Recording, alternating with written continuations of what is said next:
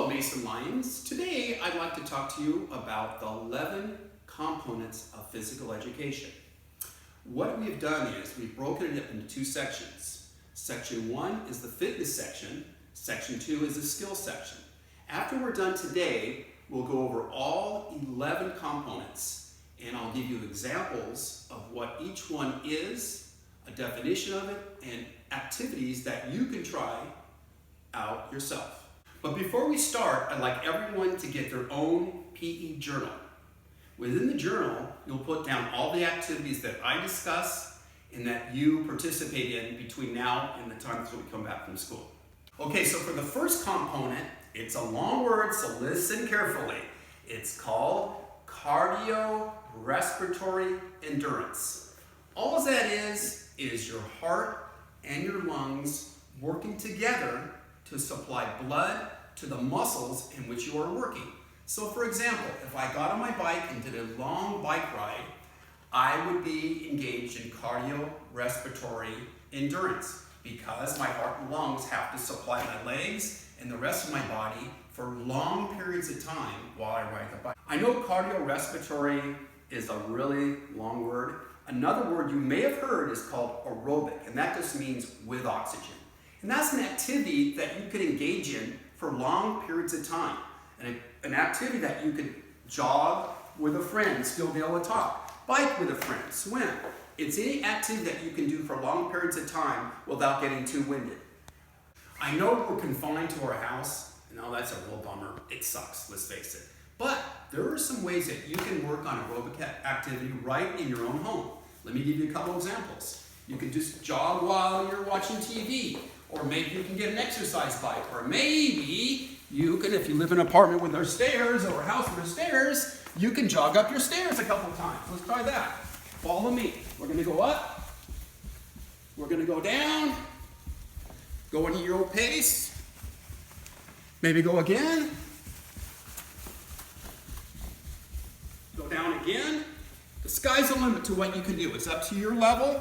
You can increase each day since we're going to be home for a while. Maybe you could do 3 today, 4 tomorrow, and so on. Okay, so in my log, I'm going to put down jogged upstairs 5 times. Or maybe in your log, you could put jog for 30 minutes watching SpongeBob. Okay, now that we're done with our aerobic activity for the day, let's move on to number 2 of our component, which is muscular strength.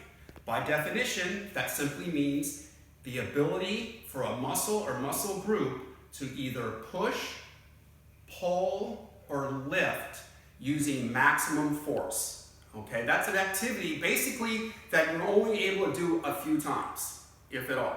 Once, twice, 3 times at the most. Let's look at an example of what that looks like. That might be lifting a heavy weight 1 time, maybe 2, or maybe 3, but it's using close to your maximum strength level. One side note, if you don't happen to have dumbbells or barbells, there's other items that you can lift, but just make sure moms and dads know about it. I don't want you to come over and lift your mom's lamp or anything like that, but you get the idea. Again, with mom's or dad's permission, one idea I have for lifting, if you don't have a weight, would be maybe lifting a chair. Maybe putting a brother and sister in there. Again, mom's and dad's approval. Lifting that, using your legs. There's other things you can do other than the dumbbells. Okay, now for component number 3, which is muscular endurance. And that is the ability for a muscle or muscle group to move continuously without stopping. That could be with a weight or without a weight. But the point is, it's continuous movement or motion over a long period of time. And the 4th component of physical education is flexibility.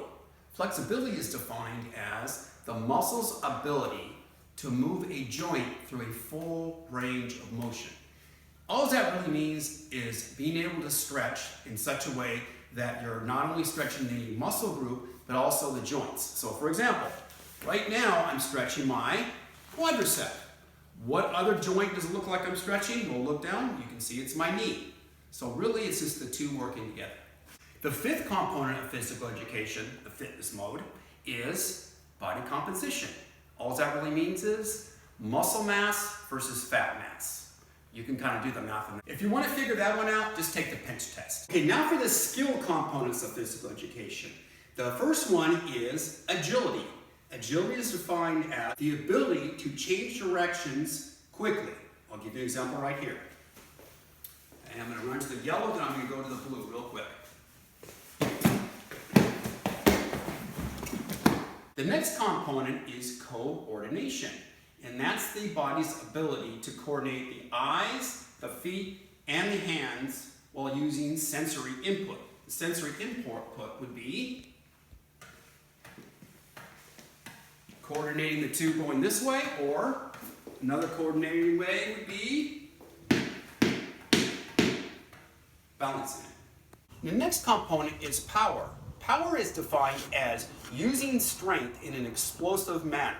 For one example of power, it could be taking this ball and very quickly, one after another, boom, boom, boom, passing like. The next component is very basic. It's just called speed. Speed is defined by how fast you can go from point A to point B. Example 1. Point A, I'm going to go to point B. Okay. The next component is reaction time. Very similar to speed, but the difference is it's how fast you react to a sound, command, or stimulus. We'll give you an example right here of reaction time. Ready, set, go. On the go, I go. That's my reaction time. Okay, so in conclusion, my challenge to you is to do this. Make sure you put everything in your log like I mentioned before, and take all the skills that we worked on today and come up with your own games. Share them with me on the next time we meet. And so that leads me to my next point. Please subscribe to my channel, Mason Physical Education, and leave any kind of questions or comments you'd like in the comment section. I'd love to hear from you. And until next time, roar, Mason, roar!